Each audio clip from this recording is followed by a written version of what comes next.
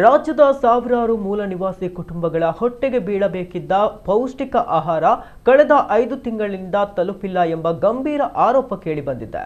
ಪರಿಶಿಷ್ಟ ವರ್ಗಗಳ ಕಲ್ಯಾಣ ಇಲಾಖೆಯಡಿ ಜಾರಿಯಲ್ಲಿರುವ ಈ ಯೋಜನೆ ಸ್ಥಗಿತಗೊಂಡಿರುವ ಪರಿಣಾಮ ಅರಣ್ಯ ಮತ್ತು ಅರಣ್ಯದಂಚಿನಲ್ಲಿರುವ ಮಕ್ಕಳು, ಗರ್ಭಿಣಿಯರು ಹಾಗೂ ವೃದ್ಧರು ಅಪೌಷ್ಟಿಕತೆಯ ಅಪಾಯ ಎದುರಿಸ್ತಾ ಇದ್ದಾರೆ. ಬನ್ನಿ ಈ ಕುರಿತ ವಿಶೇಷ ವರದಿ ನೋಡ್ಕೊಂಡು ಬರೋಣ. ಹಸಿವಿನ ವಿರುದ್ಧದ ಹೋರಾಟದಲ್ಲಿರುವ ಬುಡಕಟ್ಟು ಕುಟುಂಬಗಳು, 5 ತಿಂಗಳಿನಿಂದ ಸ್ಥಗಿತಗೊಂಡಿರುವ ಪೌಷ್ಟಿಕ ಆಹಾರ, ಮೀಸಲಿಟ್ಟ ಹಣ ಎಲ್ಲಿ ಮಾಯ ಎಂದು ಪ್ರಶ್ನಿಸುತ್ತಿರುವ ಮೂಲ ನಿವಾಸಿಗಳು. ಪರಿಶಿಷ್ಟ ವರ್ಗಗಳ ಕಲ್ಯಾಣ ಇಲಾಖೆಯಡಿ ಜಾರಿಯಲ್ಲಿರುವ ಈ ಯೋಜನೆಯ ಲಾಭ ರಾಜ್ಯದ ಮೈಸೂರು, ಚಾಮರಾಜನಗರ, ಕೊಡಗು, ದಕ್ಷಿಣ ಕನ್ನಡ, ಉಡುಪಿ, ಉತ್ತರ ಕನ್ನಡ, ಶಿವಮೊಗ್ಗ ಹಾಗೂ ಚಿಕ್ಕಮಗಳೂರು ಜಿಲ್ಲೆಗಳ 47,859 ಬುಡಕಟ್ಟು ಕುಟುಂಬಗಳಿಗೆ ತಲುಪಬೇಕಿತ್ತು. ಕೊರಕ, ಜೇನು ಕುರುಬ ಸೇರಿದಂತೆ ಕಾಡು ಕುರುಬ, ಸೋಲಿಗ, ಎರವ, ಮಲೆಕುಡಿಯ, ಕುಡಿಯ, ಸಿದ್ದಿ, ಹಸಲರು, ಗೌಡರು, ಗೊಂಡ ಹಾಗೂ ಬೆಟ್ಟ ಕುರುಬ ಸೇರಿದಂತೆ 13 ಬುಡಕಟ್ಟು ಸಮುದಾಯಗಳ ಫಲಾನುಭವಿಗಳು ಇಂದು ಸರ್ಕಾರದ ನೆರವಿಗಾಗಿ ಕಾಯುತ್ತಿದ್ದಾರೆ.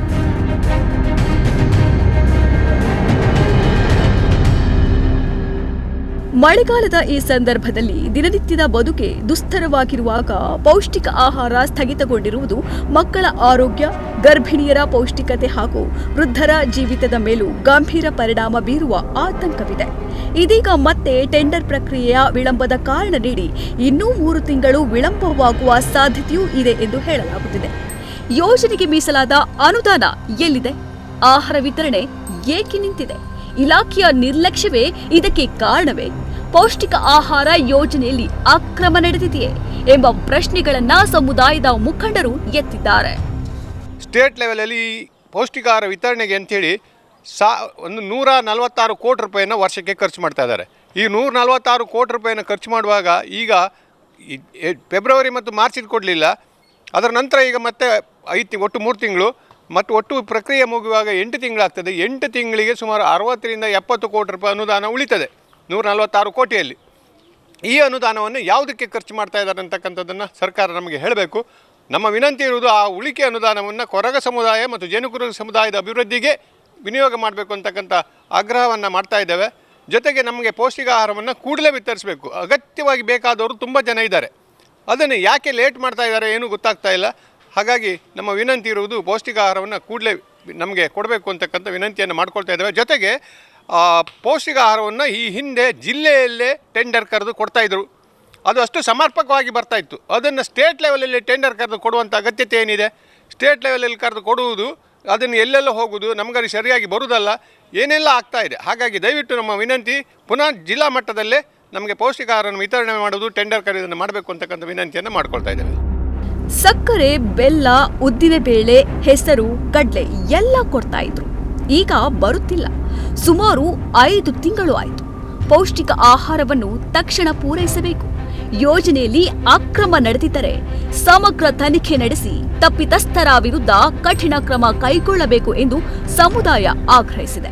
ನಮಗೆ ಅಕ್ಕಿ ಮತ್ತು ಸಕ್ಕರೆ, ಬೆಲ್ಲ ಮತ್ತು ಇದು ಹೆಸ್ರು ಮತ್ತು ಉದ್ದಿನಬೇಳೆ ಮತ್ತು ಕಡ್ಲಿ ಮತ್ತು ಎಲ್ಲ ಕೊಡ್ತಿದ್ರು. ಈಗ ಬರಲ್ಲ. ಸುಮಾರು ದಿನ ಆಯ್ತು, 5 ತಿಂಗಳಾಗಿ ಬಂತು, ನಮ್ಗೆ ಕೊಡಲೇ ಇಲ್ಲ, ಬರಲೂ ಇಲ್ಲ. ಅದಕ್ಕೆ ನಾವು ಕಡೆಗೆ ನಾವು ಕಾದೀಗ ನಾವು ಅದನ್ನ ಈಗ ಹಂಗಾರೆ ಬರ್ತಿಲಿಕ್ಕ ಅಂತಂದೇಳಿ ನಾವು ಸುಮ್ಮನೆ ಕಂಡಿತ್ತು. ಈಗ ನಾವು ಈಗ ಕುಕ್ಕಿ ಸಿಬ್ಲೆಲ್ಲ ಮಾಡಿ ಹಿಂಗೆ ಹೊಟ್ಟೆ ಹೊರ್ಕಂತ ನಾವು ಈಗ ಅದೇ ಬಾರದೆ ನಾವು ಗಾಡಿಗೆ ನಾವು ಗಣೇಶಣ್ಣವ್ರ ಹತ್ರ ಹೇಳಿತ್ತು. ಅದೇ ಅಂತಂದೇಳಿ ನಂಗೆ ನನ್ನ ಸೊಸದ್ರ ಗೊತ್ತಿಲ್ಲ ಕಾಂಬೋ ಅಂತ ಹೇಳ್ರು ಗಣೇಶಣ್ಣ. ಕಡೆಗೆ ನಾವು ಅದಕ್ಕೆ ನಾವು ಕಡೆ ಸುಮ್ಮನೆ ಕಂತ ಎಲ್ಲ ಸಿಗ್ತಿದ್ದಿತ್ತು. ಸಕ್ಕರೆ ಗಿಕ್ರಿ ನಮ್ಗೆ ಒಂಚೂರು ಅನುಕೂಲ ಆಗ್ತಿದ್ದಿತ್ತು. ಈಗ ಅಂಗಡಿದೆಲ್ಲ ತಗೊಬಂದು ನಾವೀಗ ಮನೆಯೆಲ್ಲ ತಗೊಬಂದು ಹಾಯ್ಕಂತ ಈಗ ಅದಿದ್ರೆ ನಮ್ಗೆ ಸುಲಭ ಆಗ್ತದೆ. ಸುಲಭ ಅಂದರೆ ಎಲ್ಲ ಸಿಕ್ಕತ್ತೆ, ಉದ್ದಿನಬೇಳೆ ಎಲ್ಲ ಸಿಕ್ಕತ್ತೆ ನಮಗೆ. ಅಂತಂದ್ರೆ ತಿಂಡಿ ಗಿಂಡಿ ಎಲ್ಲ ಮಕ್ಕಳಿಗೆ ಅಂತ ಮಾಡಿ ಕೊಡೋಕ್ಕೆ ನಮ್ಗೊಂದು ಸುಲಭ ಆಗ್ತದೆ. ಇದು ಅಂತ ಇಲ್ಲ, ಎಲ್ಲ ಅಂಗಡಿ ಇದೆ ತಕರ್ಗ.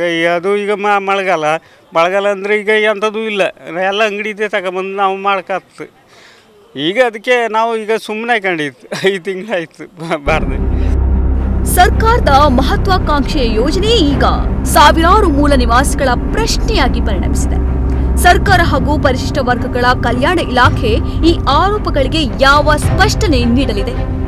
ಪೌಷ್ಟಿಕ ಆಹಾರ ವಿತರಣೆ ಯಾವಾಗ ಆರಂಭವಾಗಲಿದೆ ಎಂಬ ಪ್ರಶ್ನೆಗಳಿಗೆ ಉತ್ತರಕ್ಕಾಗಿ ಸಾವಿರಾರು ಬುಡಕಟ್ಟು ಕುಟುಂಬಗಳು ಕಾಯುತ್ತಿವೆ.